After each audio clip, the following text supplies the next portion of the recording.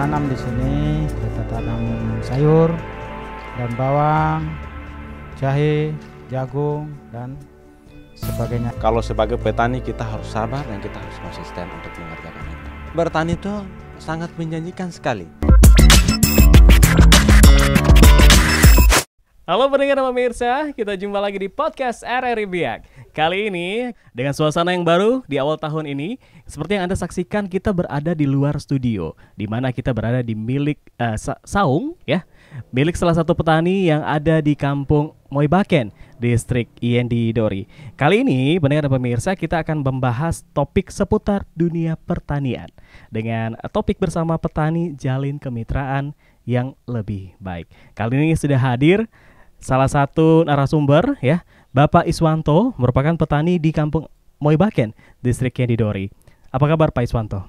Alhamdulillah baik. Alhamdulillah baik ya. Dan Pak Iswanto ini juga didampingi oleh staf Yayasan Bina Tani Sejahtera, Bapak Immanuel Marsyom. Gimana kabarnya Pak? Sehat selalu. Sehat selalu. Sehat selalu ya Pak ya. Oke. Pak Immanuel dan Pak Iswanto ya, nanti kita akan bahas ini seputar tentunya tentang dunia pertanian ya. Saya ke Pak Iswanto dulu nih. Pak, kalau berbicara soal bertani nih Pak, kira-kira nih dari sejak kapan sih Pak Bapak bertani hingga saat ini? Kemudian apa saja yang Bapak tanam seperti itu? Silakan. Ya Mas, kita bertani mulai tahun 2008 masuk ke Moibaken. Jadi yang kita tanam di sini macam kemarin ya juga kita tanam sayur, daun bawang, jahe, jagung, dan sebagainya di sini. Baik. Kalau total komoditi yang ada ini ada berapa ini Pak? Yang ditanam. Misalnya mungkin selain dari jahe dan sayur dan lain sebagainya. Berarti ini banyak yang ditanam atau seperti apa? Banyak ya Pak ya? Kalau kita di sini kemampuannya Mas, kemampuannya itu untuk bertani itu ya, kita di sini kan cari tenaga susah Mas. Jadi semampu kita saja. Semampu ya. Baik. Pak, kalau setelah bertanam seperti itu kemudian hasilnya ini dipasarkan kemana saja ini Pak? Jadi kalau dipasarkan macam kita ada langganan lari ke kota, mungkin ada langganan sendiri yang datang kemari ambil begitu. Berarti ada langganan yang datang ambil ya. Berarti sudah jalin kemitraan ini udah berapa nih? Ada berapa banyak nih? Ada langganan paling 1-2 orang saja di kota Mas. Baik, baik. Kalau hingga sejauh ini Pak pemasarannya apakah ada kendala dan sebagainya? Kalau untuk pemasaran sekarang nggak ada kendala Mas, karena ada juga apa itu tengkulak yang dari Supiori juga datang kemari ambil di sini. Kalau total ada jumlah petani Pak, kalau di Kampung Moibaken ini ada berapa sih Pak? Kalau jumlah petani di sini ya banyak Mas sekarang. Banyak ya. Kalau dulu tahun 2008 cuma sekitar mungkin 10 orang saja. Kalau sekarang ya ada 40-an Mas mungkin. Baik. Berarti Bapak dari 2008 ini terus bertani seperti itu secara kontinu atau mungkin ada dihentikan sementara atau seperti apa? Ada sempat kemarin kita hentikan Mas. Maksudnya kita ya coba usaha lain tapi ternyata ya kurang bagus lah. Makanya kita kembali berkebun lagi. Karena di sini sekarang kan banyak orang, banyak istilahnya pupuk juga sekarang gampang. Jadi kita putuskan untuk berkebun sambil ya kita buka usaha ini, warung ini. Baik. Pak, untuk produksinya Pak, ini berapa banyak sih Pak? Produksi hasil pertanian seperti itu. Ya apa yang Bapak tanam, kemudian sudah berapa banyak hingga saat ini? Ya itulah yang saya bilang tadi tuh. Kita itu kan tenaga cuma sendiri Mas, semampu kita. Jadi nggak bisa kita mau tanam banyak-banyak juga nggak bisa, nanti kan repot juga waktu panen. Begitu. Okay. Kalau untuk lahan yang Bapak miliki ini kira-kira berapa hektar nih Pak? Saya punya lahan ini yang kita tempat ini 2 hektar Mas. 2 hektar ya. Dari 2008 itu atau sudah 2 hektar dari 2008 itu Pak ya? Mulai dari 2008. Berarti lahan yang ada dimanfaatkan seperti itu. Wow, luar biasa. Hingga sejauh ini Pak, dari profesi yang Bapak jalani ini apakah menurut Bapak ini sudah menjanjikan atau seperti apa? Khususnya mungkin sekaligus juga Bapak memberikan edukasi kepada mungkin ada yang pengen juga ikut bertani juga nih. Kalau untuk sekarang Mas, kalau ikut bertani ya nggak apa-apa lah, silahkan. Cuma kadang kalau orang-orang baru mau datang bertani itu modal juga banyak loh mas masalahnya. Nanti Gitu. takutnya orang sudah masuk bertani nggak lama dia berhenti kan kasihan juga. Baik, Di situ. baik. Pak Siswanto, hingga saat ini nih Pak, apakah ada kendala-kendala seperti itu yang dihadapi selama berjalan ini? Kalau untuk sekarang kayaknya kendala tidak ada mas, karena pupuk juga pemerintah sudah banyak subsidi. Terus bibit-bibit sekarang orang jual bibit juga sudah banyak. Pemasaran juga gampang sekarang. Cuman nanti kalau semua tanam terlalu banyak akhirnya nggak bisa tersalurkan. Berarti itu salah satu kendala juga nih Pak ya. Jadi nggak bisa dijual begitu mas. Baik, baik. Kalau ketika sudah ternyata banyak hasil yang dipasarkan juga berarti jadi kendala juga nih Pak ya. Berarti ini tugas daripada pemerintah supaya bagaimana pemasarkan ini dari produk-produk yang Bapak hasilkan ini bisa tersalurkan seperti itu. Mungkin bisa lari keluar kemana begitu. Karena biaya ini kan kecil mas. Baik, baik. Dan ini juga ya salah satunya ya. Ya salah satunya ini hasil karya kita es tebu ini. Es tebu ini. Ini dari kebun sendiri Pak ya? Dari kebun sendiri mas. Luar biasa. Saya sudah 2 tahun jualan ini. Jualan ini. Ya bahkan kita bisa lihat juga ya, ini ada warung juga di sini. Kayak salah satunya warung di sini ya atau gimana nih Pak? Salah satu-satunya warung yang di kebun yang namanya warung desa ya cuma di sini nih. Warung desa. Ini makanannya apa aja nih Pak? Makanan yang kita jual ada ketoprak, nasi pecel, sama apa ini rujak ulek. Berarti dimanfaatkan dari hasil kebun kah atau? Ya kalau sayur-sayurnya kita ambil dari kebun. Dari kebun kalau ya, ada Pak, kekurangan kan kita lari ke tetangga juga kan banyak sayur di sini, nggak usah lari ke kota. Luar biasa. Berarti kalau kayak lapar tinggal ambil aja nih Pak. Iya. Oke, terima kasih Pak Iswanto. Saya ke Mas Immanuel dulu nih Mas. Ya, Mas Immanuel, hingga sejauh ini nih Mas, pendampingan seperti apa sih Mas yang sudah dilakukan oleh Yayasan Bina Tani Sejahtera? Silakan. Oke, baik Mas Rian dengan Pak Siswanto, terima kasih sekali karena saya bisa datang juga untuk berdiskusi langsung dengan petani ini, dan juga terima kasih untuk semuanya. Iya, Yayasan Bina Tani ini sudah berada di Biak ini sejak tahun 2017. Sudah ada di Biak, dan saya sendiri saya di Manokwari 4 tahun. Setelah itu saya baru di Biak 5 bulan. Saya di Biak dari bulan Oktober saya sudah ada di Biak. Dan sejauh yang saya jalan amati dan saya dampingi petani di Biak, itu petani-petaninya sebagian untuk tingkat keberhasilannya sudah berhasil dalam bidang pertanian. Dan bagi saya bertani itu sangat menjanjikan sekali bagi siapa yang konsisten untuk mau bertani gitu. Dan beberapa manfaat, artinya beberapa kegiatan yang saya berikan buat petani-petani itu sangat membantu sekali bagi mereka gitu.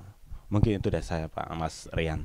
Baik Pak Immanuel, hingga sejauh ini nih Mas, total pendampingan yang telah diberikan oleh Yayasan Bina Tani Sejahtera ini udah berapa banyak sih Pak? Iya, untuk total pendampingan saya tahun 2024 itu sudah sekitar 400 petani secara individual. Petani yang ada di Biak, mau petani lokal maupun transmigran. Semua totalnya itu ada 400 sekian petani yang sudah saya dampingi. Terhitung mulai dari bulan Oktober sampai kemarin Desember terakhir. Berarti mulai datang ke Biak nih langsung ini ya, 400 petani, 400 luar biasa. petani. Baik, hingga sejauh ini sasarannya kemana aja nih Pak?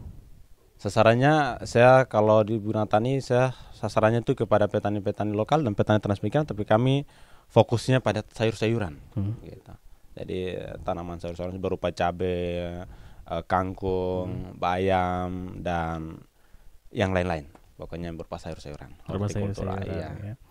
Baik, Mas Immanuel, kalau melihat daripada geografis Biak Numfor ini sendiri, nah kira-kira apa saja ini harus dipersiapkan oleh para petani untuk menunjang hasil yang ada, kemudian bagaimana pemasarannya, dan mungkin juga tadi sempat ada disampaikan juga ada kendala-kendala juga nih dari petani sendiri. Bagaimana kalau kiat-kiat yang telah diberikan oleh Yayasan Bina Tani Sejahtera?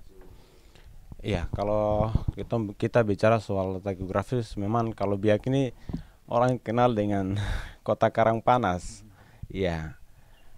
Tapi tidak semua lokasi di Biak itu karang, ada yang tanah juga. Dan harapannya petani itu harus tetap menerapkan pemupukan yang sesuai, pemberian pestisida yang sesuai, sehingga tidak terbuang begitu saja. Dan juga untuk pasar, karena petani itu kadang mereka tidak langsung untuk lihat kondisi pasar, sehingga mereka hanya tahu nanam saja. Gitu. Tujuan dari kita melakukan lihat pasar itu sehingga petani tahu kapan produk atau tanaman yang ditanam ini harganya naik di kapan. Begitu. Jadi ini saya ke depan strategi saya di tahun 2025 itu Bina Tani kami akan melakukan survei-survei pasar untuk membantu petani. Karena bagi saya petani itu puncak dari keberhasilannya itu ada di pasar. Begitu. Ketika dia sudah melakukan kegiatan usaha taninya, terakhirnya itu ada di pasar. Gitu. Jadi itu sebagai tolak ukur. Dia mau terus untuk bertani. Kalau harganya turun mah kadang petaninya malas untuk mau bertani. Aduh, saya cukup bertani, saya cari pekerjaan lain aja. Berarti dalam tanda kutip ya, petani juga harus cerdas juga ini ya. Bagaimana melihat pangsa pasar yang ada, kemudian agar hasil yang dijual ini tidak mengecewakan seperti itu. Tidak mengecewakan gitu. Baik, Pak Immanuel. Kalau melihat daripada tantangan-tantangan yang tadi sempat disampaikan juga dan kiat-kiat yang diberikan oleh Yayasan Bina Tani Sejahtera ini semoga menjadi konsisten juga ini Pak ya. Siap. Bahwa di tahun khususnya di tahun 2025 ini seperti yang tadi Bapak sempat sampaikan, melihat kondisi pasar yang ada.